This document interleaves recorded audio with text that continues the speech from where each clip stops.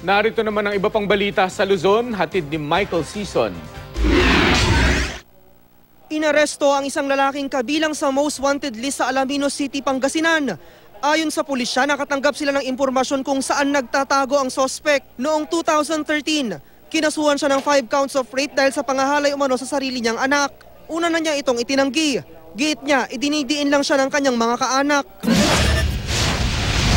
Inaresto naman ang isang tulak umano ng droga sa isang buy-bus operation sa Malasiki.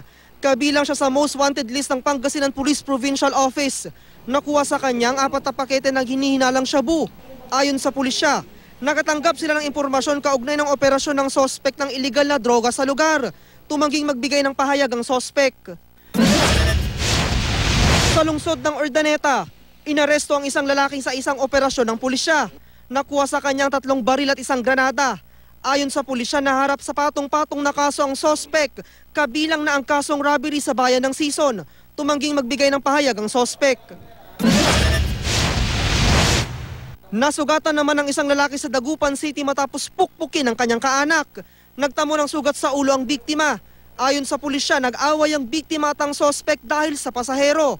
Nauna raw kasi sa pila ng mga bangka ang sospek, pero pinili ng isang pasahero na sumakay sa bangka ng biktima. Dito na nagsimulang awayin ng sospek ang biktima at saka pinukpok ng kawayan sa ulo. Inamin ng sospek ang paratang. Michael Season, Nagbabalita, Pilipinas.